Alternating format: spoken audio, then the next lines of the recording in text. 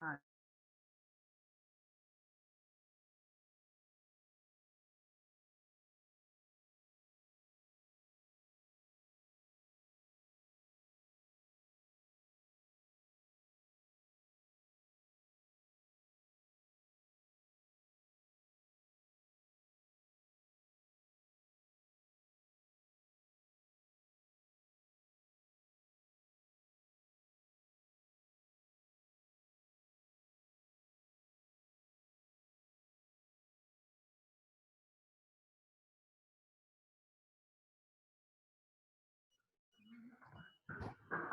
c'est bon?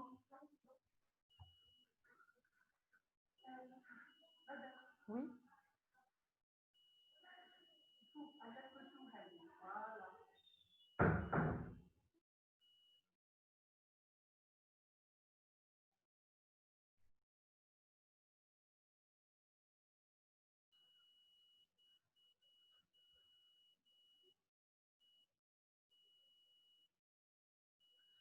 Alors, bonjour. Bonjour tout le monde.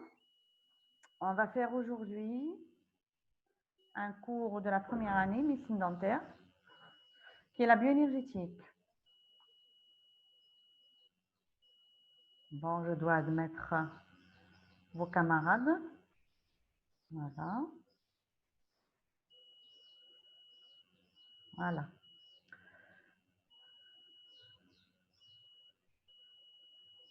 Voilà, une minute. Voilà. Je suis en train d'admettre vos camarades.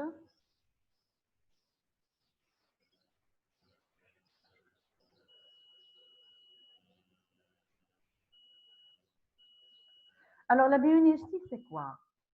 Donc, la bioénergétique, c'est la science qui traite l'origine et le devenir de l'énergie dans l'organisme vivant. La bioénergétique, elle étudie l'approvisionnement, c'est-à-dire le stockage, ainsi que l'utilisation des transferts d'énergie dans la cellule. Parce que la cellule a besoin d'énergie pour accomplir ses différentes fonctions métaboliques, bien sûr.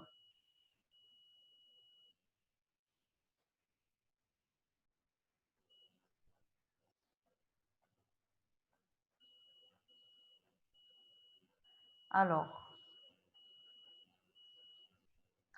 l'homme et l'animal sont des hétérotrophes, c'est-à-dire qu'ils utilisent de l'énergie chimique élaborée par les autotrophes. C'est-à-dire que l'énergie, elle n'est pas d'origine, si vous voulez, c'est pas l'homme qui, ou bien l'animal qui fabrique ou qui élabore l'énergie, mais l'énergie, elle n'est qu'utilisée. C'est-à-dire que l'animal et l'homme vont utiliser cette énergie chimique qui est élaborée par d'autres, si vous voulez, êtres vivants. Ces êtres vivants sont les plantes, c'est-à-dire les autotrophes, et on met les végétaux.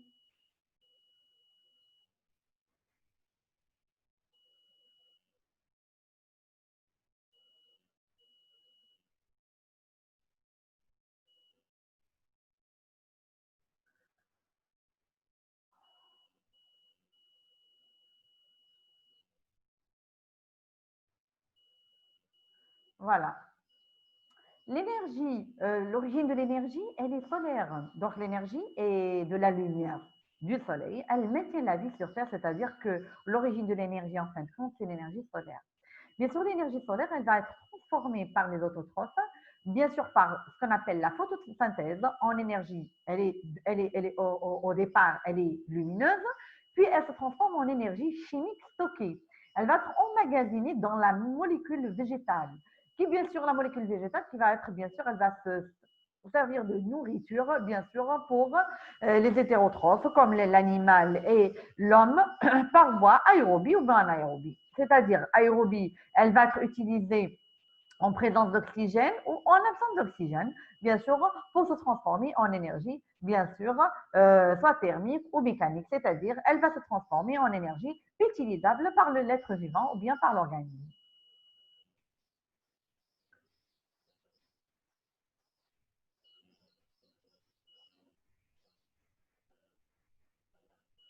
Voilà. Alors, quels sont les objectifs du cours?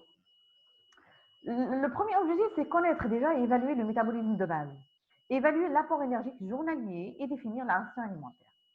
Alors, l'énergie chimique, elle est contenue dans la matière organique, c'est-à-dire les sucres, les protéines, les matières grasses. Ça, l'énergie chimique. L'énergie chimique, c'est l'énergie qui a été transformée par, bien sûr, les hétérotrophes à partir de l'énergie solaire. Elle peut être stockée sous forme d'ATP, d'ADP ou créatine phosphate, bien sûr, au niveau de l'organisme, ou bien carrément utilisée directement pour un travail mécanique. Les principes de la thermodynamique. Cette transformation, quand je dis thermodynamique, ça veut dire des échanges. Il y a des échanges d'énergie. C'est ça la thermodynamique. Des échanges d'énergie, non seulement entre êtres vivants, mais ça peut être autrement, c'est-à-dire au niveau donc de la nature, au niveau des usines, au niveau donc du domicile. Il y a toujours une transformation d'énergie, un transfert d'énergie.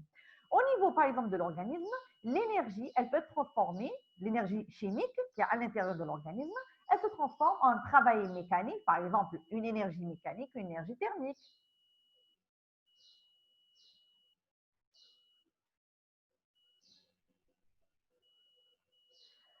Euh, La quantité totale d'énergie reste constante malgré la transformation et elle apparaît sous forme d'énergie.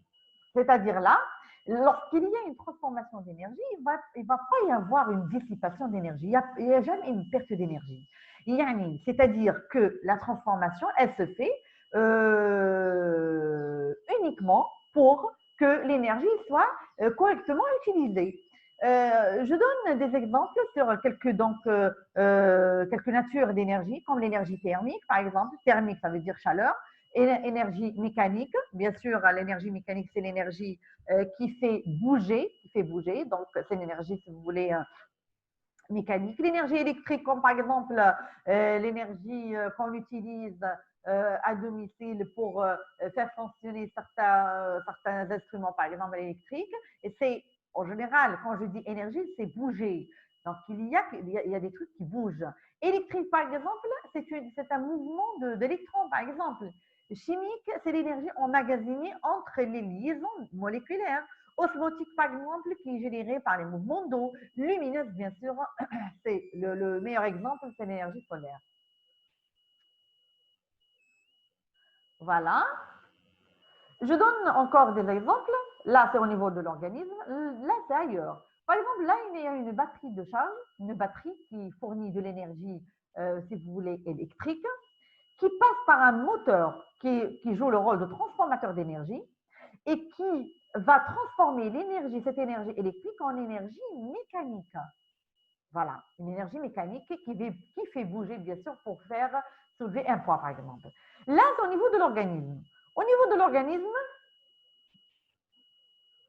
au niveau de l'organisme, il y a par exemple la nourriture, ça c'est des aliments, c'est de l'énergie emmagasinée, bien sûr, c'est de l'énergie, si vous voulez, chimique, qui va se transformer par une oxydation à travers la mitochondrie qui joue le rôle de transformateur donc électrochimique d'énergie, et qui va fournir de l'énergie, bien sûr, emmagasinée, bien libérée à partir de l'ATP en travail mécanique, c'est la contraction musculaire.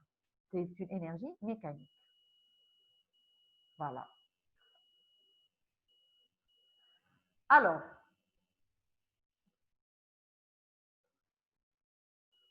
la mesure de la dépense énergétique.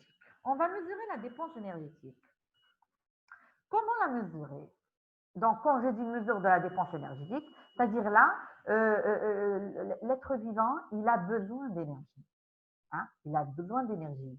Donc, il va prendre des aliments où il y a de l'énergie chimique. Hein? Il va la dépenser, bien sûr, pour un travail mécanique. Ou bien pour les différents.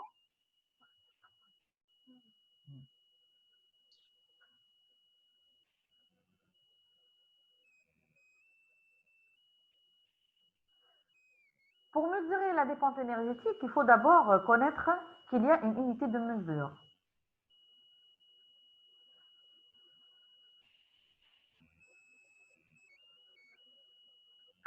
Mesurer, ça veut dire il y a une unité de mesure de l'énergie. L'unité de mesure de l'énergie, c'est la calorie. La calorie, donc 1 kilocalorie, c'est la quantité d'énergie par définition, bien sûr. Hein. C'est la quantité d'énergie qui permet d'élever la température de 1 kg d'eau de 1 degré. Un kilocalorie représente bien sûr 4,185 kilojoules. Bon, c'est une simple conversion donc des unités. Il y a le kilocalorie et il y a kilojoules. La mesure de la dépense énergétique, on va procéder à ce qu'on appelle la calorimétrie. La calorimétrie, c'est une méthode de mesure de la dépense énergétique. C'est-à-dire, la calorimétrie, c'est une mesure de la quantité de calories dépensées par tel organisme. Parce que un organisme, voilà, pour un être vivant, bon, il y a une standardisation, si vous voulez, de la dépense énergétique, mais la dépense énergétique, elle dépend de travail musculaire, elle dépend du travail musculaire, ou bien d'une situation métabolique. Par exemple, en cas de grossesse, la dépense, elle est différente. En cas de travail musculaire, la dépense énergétique, elle est différente. En cas de travail intellectuel, la dépense énergétique, elle est différente. La dépense énergétique, par exemple, elle est différente, bien elle diffère, par exemple, d'un sujet qui fait du sport, par exemple, une activité, ou bien qui fait de la marche, d'un sujet, par exemple, qui est assis sur un bureau. Donc, la dépense énergétique, elle doit être mesurée, soit par la quantité d'énergie apportée par les aliments, carrément. Par exemple, un sujet qui fait, par exemple, qui prend 2 repas, et dépense moins qu'un sujet, par exemple, qui prend 3 repas. Donc, ça, c'est une mesure de la quantité d'énergie apportée par les aliments. Ou bien, il y a une autre méthode, par la mesure de la quantité d'oxygène consommée par l'utilisation de l'énergie contenue dans les aliments. Parce que là, pour qu'il y ait combustion ou utilisation d'aliments, ou bien d'énergie apportée par l'alimentation, il faut qu'il y ait une consommation d'oxygène. Donc, ça, c'est indirect, si vous voulez. C'est la mesure de la quantité d'oxygène consommée pour l'utilisation de l'énergie contenue dans les aliments. Ou bien carrément par la mesure des produits thermiques ou chimiques issus de cette utilisation. En général, ces 2 méthodes sont des calorimétries directes. La dernière méthode, c'est de la calorimétrie indirecte. C'est-à-dire, on va procéder à la quantification ou la mesure de chaleur, si vous voulez, dégagée d'un sujet. La calorimétrie, on va commencer par la calorimétrie indirecte. Il y a 2 méthodes utilisables en pratique clinique. Donc, il y a la thermochimie alimentaire et la thermochimie respiratoire. Tout simplement, ça, c'est la thermochimie alimentaire, c'est la mesure de la quantité d'énergie apportée par les aliments. Et il y a la thermochimie respiratoire. Les 2 méthodes sont de la calorimétrie indirecte. La quantité d'oxygène consommée par l'utilisation d'énergie, c'est bien sûr la thermochimie respiratoire. Le principe, c'est quoi? En tout cas, la calorimétrie, elle sert toujours à mesurer donc la quantité d'énergie consommée ou dépensée par un individu. Le principe de l'énergie chimique, elle est contenue dans l'aliment. L'énergie contenue dans l'aliment, elle nécessite de la consommation d'oxygène et elle aboutit à la production de CO2. C'est ce qu'on appelle l'oxydation ou bien la combustion, bien sûr, des aliments qui nécessitent de l'oxygène. On va commencer par la thermochimie alimentaire. L'énergie utilisée par l'organisme est estimée à partir du calcul de l'énergie apportée par l'alimentation, ou ce qu'on appelle la ration alimentaire. C'est ce qu'on appelle la méthode des ingestats, ou bien au contraire, c'est la mesure de produits terminaux de la combustion comme le CO2 ou bien l'urée excrétée. L'urée excrétée, bien sûr, c'est de l'urée urinaire qui va être excrétée, bien sûr, dans les urines et qui est le produit terminal du catabolisme ou bien du métabolisme des protéines. Donc, c'est un déchet azoté qu'on peut utiliser pour mesurer donc si vous voulez, la dépense énergétique. Et c'est ce qu'on appelle la méthode de Végesta. Voilà. Végesta, ça veut dire ce qui est éliminé. On commence par la méthode des ingestats, bien sûr que la méthode la plus utilisée. Hein? La méthode des ingestats, c'est la méthode la plus utilisée. C'est estimer la quantité d'énergie utilisée à partir de la quantité d'énergie apportée par l'alimentation. Et chaque aliment, bien sûr, a sa valeur calorique. Et c'est très simple. Hein? C'est la méthode des ingestats qui est la plus simple, qui est la méthode la plus simple pour, si vous voulez, quantifier l'énergie, la quantité d'énergie consommée ou dépensée par un individu. La valeur calorique, l'utilisation des aliments.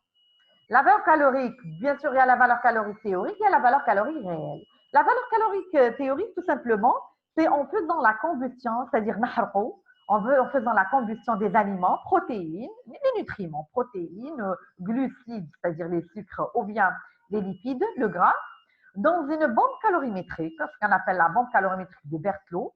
Et bien sûr, ça, c'est une combustion totale. La combustion totale, elle va donner, pour les glucides et lipides, de l'eau, du CO2 et de la chaleur. Pour les protéines, de l'eau, du CO2, de la chaleur, et en plus, il y a l'urée. L'urée, c'est bien sûr, c'est un produit terminal du catabolisme des protéines. Vous voyez que les protéines, seules les protéines qui n'ont pas une combustion totale. C'est-à-dire, il y a toujours un produit énergétique qui est éliminé à la fin. Voilà. Ça, c'est la calorimétrie, la bombe calorimétrique de Berthelot. Donc là, on met donc le nutriment, lipides, protéines ou sucre, bien sûr, et on va quantifier donc la quantité de calories. Donc, la quantité de chaleur produite par la combustion totale des aliments est appelée valeur calorique théorique. 1 gramme de glucides, il va nous donner une quantité d'énergie qui est égale à 4,1, qui est de l'ordre de 17,2 kJ. 1 gramme de lipides va donner 9,3 kilocalories. 1 gramme de protéines va donner 5,7 kilocalories. Maintenant, pour la valeur calorique réelle, ce n'est pas vraiment cette valeur calorique qu'on vient de le voir.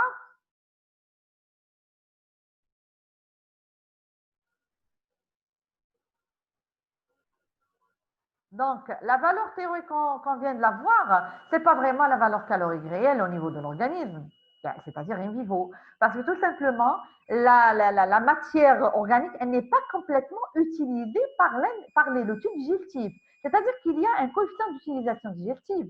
Dans l'organisme, la valeur énergétique réelle n'est pas la même que celle observée au niveau de la bombe de Berthelot, du fait de l'absorption intestinale incomplète, voilà, des aliments. Par exemple, 1 gramme de glucides ingérés, ce n'est pas complètement utilisé au niveau de l'intestin. Ce n'est pas complètement absorbé au niveau de l'intestin. Donc, il va y avoir une utilisation, si vous voulez, incomplète au niveau donc, de l'organisme, ce qu'on appelle le coefficient d'utilisation digestive. Et d'autre part, la dégradation des protéines in vivo, au niveau de l'organisme, elle est incomplète, avec un déchet azoté qui est de l'urée et qui emprisonne, parce que l'urée, c'est un produit, certes qu'il est un déchet, qui est éliminé, mais il emprisonne à peu près 86 kilocalories, c'est-à-dire que c'est un produit quand même qui est quand même énergétique, qu'on doit bien sûr supprimer de la ration alimentaire en protéines. Donc, la valeur énergétique réelle, elle est de 1 gramme de glucides, pour 1 gramme de glucides, elle est de 4 kilocalories, 1 gramme de lipides, elle est de 9 kilocalories, et 1 gramme de protéines, elle est de 4 kilocalories.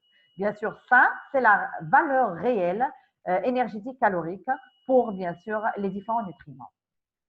C'est-à-dire, il suffit qu'on connaisse notre ration alimentaire, on va directement calculer l'énergie consommée par l'individu. La méthode maintenant des égestats, en général, des excrétions, donc c'est une méthode qui n'est pas vraiment applicable en pratique clinique. En général, en pratique clinique, on utilise la méthode des ingestats, c'est-à-dire on doit calculer la dépense énergétique à partir de la composition, bien sûr, de la ration alimentaire. Les gestats, c'est l'estimation de la quantité d'énergie utilisée à partir de la mesure des déchets dans l'air expiré, les matières fécales et les urines. Maintenant, on va passer à la thermochimie respiratoire. Qu'est-ce que ça veut dire la thermochimie respiratoire? On a vu la thermochimie alimentaire qui est le calcul de la dépense énergétique à partir de la ration alimentaire. Maintenant, la thermochimie respiratoire, c'est on va calculer la dépense énergétique, la quantité d'énergie consommée par un individu en calculant ou bien en estimant la consommation d'oxygène, c'est-à-dire le volume d'oxygène consommé par l'individu.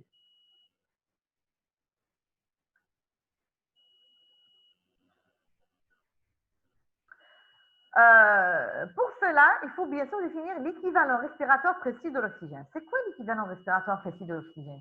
C'est-à-dire chaque litre d'oxygène, si vous voulez, il correspond à quelle quantité d'énergie? Bien sûr, pour 1 litre d'oxygène, brûlant les glucides, il correspond à une quantité d'énergie. 1 litre d'oxygène brûlant les lipides, il correspond à une autre dépense d'énergie. Et 1 litre d'oxygène brûlant les protéines correspond à une autre dépense d'énergie. C'est-à-dire que chaque nutriment, il correspond bien sûr, à une quantité d'énergie nécessaire, ou plutôt équivaut à 1 litre d'oxygène qui brûle ce nutriment. Mais par contre, c'est bon de savoir tout ça, mais notre ration alimentaire, il s'agit d'un mélange d'aliments. Donc, pour ce mélange d'aliments, c'est-à-dire il faut définir ce qu'on appelle l'équivalent respiratoire approché de l'oxygène. C'est quoi l'équivalent respiratoire approché de l'oxygène? Pour une alimentation équilibrée en glucides, lipides, protéines, la valeur calorique de 1 litre d'oxygène, donc c'est le mélange, lorsqu'il sert à brûler ce mélange alimentaire, 1 litre d'oxygène, moyen ou approché, il correspond à 4,85 calories. C'est la référence pratique utilisée en clinique. Par exemple, si on fait bien sûr l'épreuve d'effort, par exemple dans un service, bien sûr à l'hôpital, la consommation d'1 litre d'oxygène nous rapporte la notion de consommation de 4,85 kilocalories. D'accord? C'est la consommation de 4,85 kilocalories. D'accord? Donc, 1 litre d'oxygène moyen ou approché donne la quantité de 4,85 kilocalories. Quel que soit le repas ingéré, quel que soit le mélange alimentaire qu'on a pris. Donc, après la calorimétrie indirecte, nous avons la calorimétrie directe. La calorimétrie directe, c'est la mesure des dépenses énergétiques par la mesure de la quantité de chaleur produite dans la chambre calorimétrique. Donc, pour la calorimétrie directe, on a vu la thermochimie alimentaire et la thermochimie respiratoire. C'est la calorimétrie indirecte, c'est-à-dire c'est le calcul ou bien l'estimation de la quantité d'énergie consommée par un individu en faisant le calcul de quoi? En faisant le calcul de la quantité d'aliments ingérés, de telle manière, bien sûr, en connaissant la quantité d'énergie contenue dans chaque aliment, dans chaque gramme d'aliment, chaque gramme de protéines, gramme de lipides et gramme de glucides. Ou bien la thermochimie, ça c'est indirect, hein, ou bien la thermochimie respiratoire. Respiratoire, ça veut dire quoi? Respiratoire, c'est le calcul, bien l'estimation de la dépense d'énergie, la consommation énergétique par un individu en connaissant, bien en estimant le volume d'oxygène nécessaire à la combustion des aliments. C'est-à-dire la consommation d'oxygène d'un individu, elle correspond à une quantité d'énergie consommée. De telle manière, 1 litre d'oxygène donne bien sûr à peu près 0,58 kilocalories. Maintenant, la calorimétrie directe. La calorimétrie directe, c'est la mesure des dépenses énergétiques. Maintenant, ce n'est pas indirect, c'est direct, par la mesure de la quantité de chaleur produite, dégagée par l'individu. C'est-à-dire, on va estimer encore la chaleur dégagée par l'individu dans ce qu'on appelle la chambre calorimétrique. C'est quoi la chambre calorimétrique? Bien sûr, la calorimétrie directe. C'est une chambre isolée. Voilà, c'est une chambre isolée. Chambre isolée où on va mesurer l'énergie libérée, qui est la chaleur dégagée par cet individu. D'accord? Bon, là, il est en train de courir, mais on peut quand même placer un individu au repos. Hein? Placer un individu au repos et on va voir la consommation d'énergie même au repos. Et on va mesurer la production de chaleur corporelle. Bien sûr, la chaleur dégagée, là, et bien sûr, il y a une source d'oxygène. Voilà, il va consommer de l'oxygène. Là, il va y avoir l'extraction de CO2. Donc, le sujet, il est à l'aise, il est normal. Et là, il va dégager de la chaleur. Bien sûr, la chaleur, comment elle va être quantifiée? Par tout simplement, cette chaleur, elle va être fixée ou bien il va y avoir un gain de chaleur par un serpentin ou un tuyau qui entre dans l'enceinte, vient dans la chaleur, qui sort de la chambre isolée, de cette, bien sûr, enceinte close.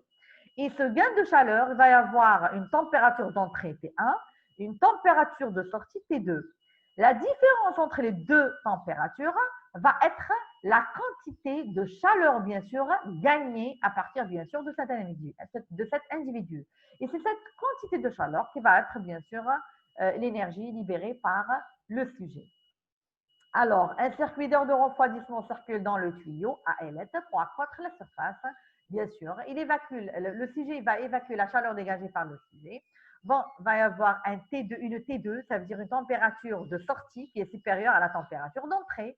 Donc, la différence de température, c'est la chaleur dégagée par le sujet.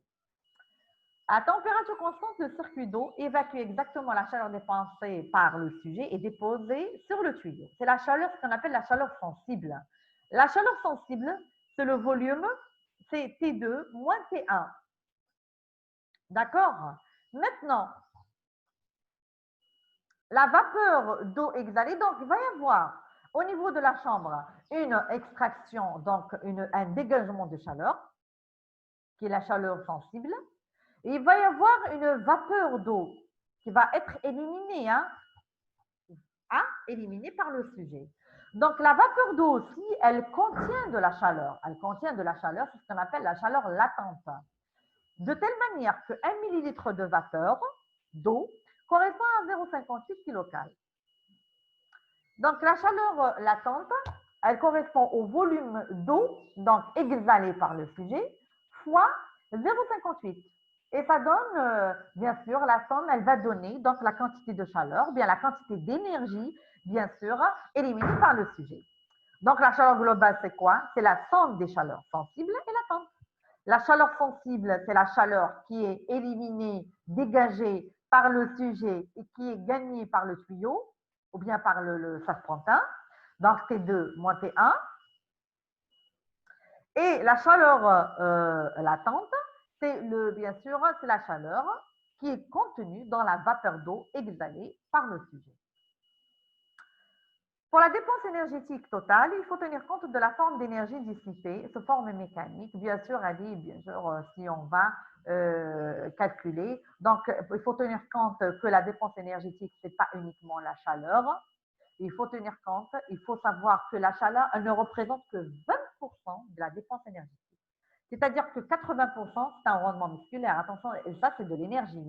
Donc, pour la calorimétrie indirecte, ou plutôt directe, qui correspond à la quantification et la mesure donc, de la chaleur dégagée par le sujet, elle ne correspond elle ne correspond qu'à 20% de la dépense énergétique. Les 80%, c'est un rendement musculaire, bien sûr, un rendement musculaire, bien un travail mécanique. Bon, on va définir pour passer à l'entité métabolisme de base. Pour définir le métabolisme de base, il faut définir d'abord le métabolisme. C'est quoi le métabolisme? Parce que tout simplement, c'est le métabolisme, si vous voulez, cellulaire. C'est le besoin cellulaire, c'est le métabolisme cellulaire. C'est le métabolisme cellulaire qui a besoin de cette énergie. Donc, il faut savoir, il faut connaître et définir le métabolisme. Donc, le métabolisme, c'est l'ensemble des transformations cliniques et biologiques qui s'accomplissent dans l'organisme et constituent l'acte de nutrition. Donc, la nutrition, c'est la science, bien sûr, qui étudie le métabolisme. Il faut, pour accomplir donc un métabolisme cellulaire physiologique, il faut qu'il y ait donc un acte de nutrition sain et un acte de nutrition complet. Un acte de nutrition, ça veut dire équilibré entre les besoins énergétiques et la consommation d'énergie. Voilà. On distingue dans le métabolisme l'anabolisme et le catabolisme. Donc, l'anabolisme, en général, c'est quand je dis anabolisme, c'est le binaire. L'anabolisme, c'est la synthèse. Le catabolisme, au contraire, le catabolisme, c'est la destruction. Alors, l'anabolisme, c'est l'activité de construction et de synthèse et d'entretien de la matière vivante. De la matière vivante, c'est-à-dire de la cellule, du tissu organique, donc qui a besoin d'énergie. Le catabolisme, c'est l'activité au contraire de destruction, de combustion, ça veut dire libérer de l'énergie des molécules organiques. L'énergie libérée par le catabolisme est utilisée tout simplement pour l'anabolisme et pour effectuer un travail mécanique. Donc les deux. Donc l'énergie libérée, donc c'est pour le catabolisme, bien sûr par le catabolisme, utilisée pour l'anabolisme pour effectuer un travail. Donc, là, on va définir c'est quoi le métabolisme de base. On dit le métabolisme de base ou bien dépense énergétique de fond. C'est quoi le métabolisme de base? Donc, chauffe-eau. Pour le métabolisme en général, le métabolisme peut être augmenté au niveau de l'organisme, comme il peut être diminué. Tout dépend de la situation. On est au cours d'un effort, on est au repos, d'accord? On est au repos, on est en situation, par exemple, d'allaitement chez la femme, on est ménopausé, on est en période, par exemple, de menstruation ou de règles, tout dépend de la situation. Si, par exemple, tout dépend de la situation, donc le métabolisme bien sûr est différent. Donc, là, si on parle de métabolisme en général, c'est-à-dire d'anabolisme et de catabolisme. Maintenant, si on parle de métabolisme de base, c'est quoi le métabolisme de base? En général, le métabolisme de base, il est constant, il n'est pas variable selon les situations.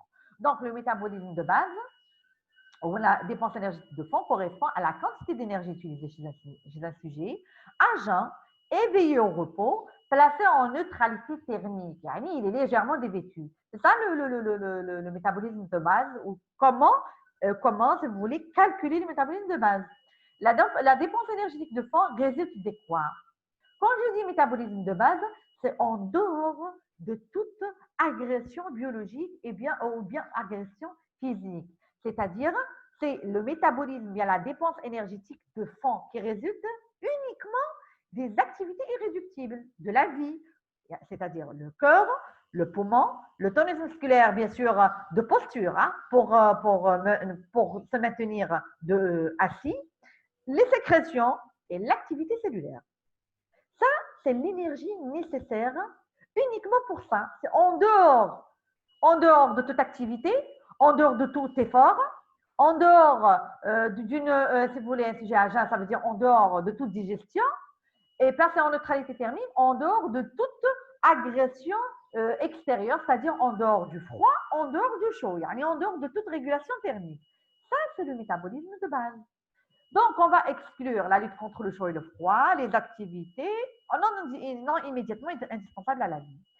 Il ne faut pas confondre entre le métabolisme de base et le métabolisme minimal, ou bien la dépense énergétique de fond et la dépense énergétique minimale.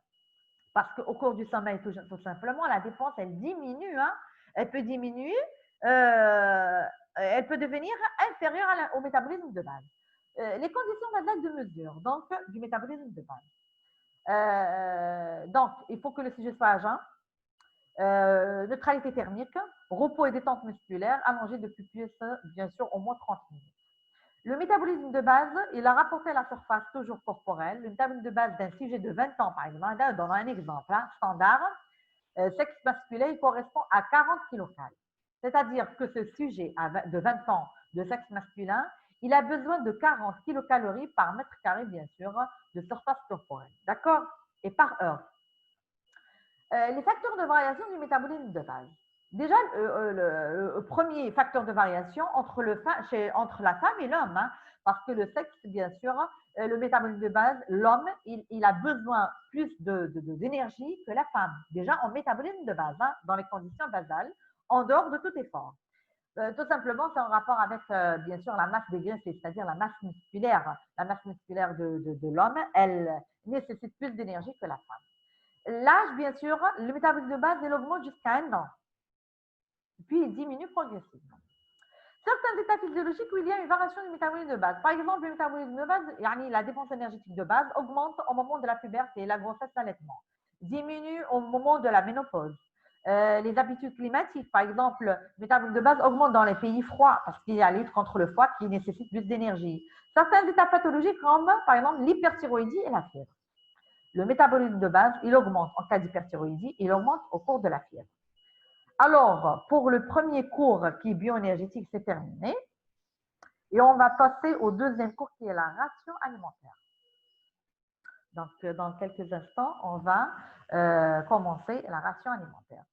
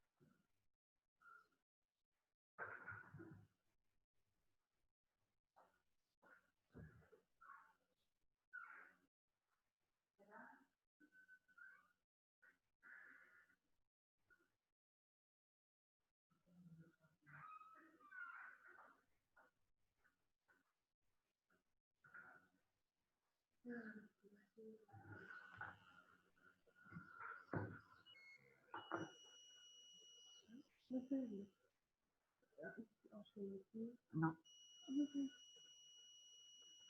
Arrêtez.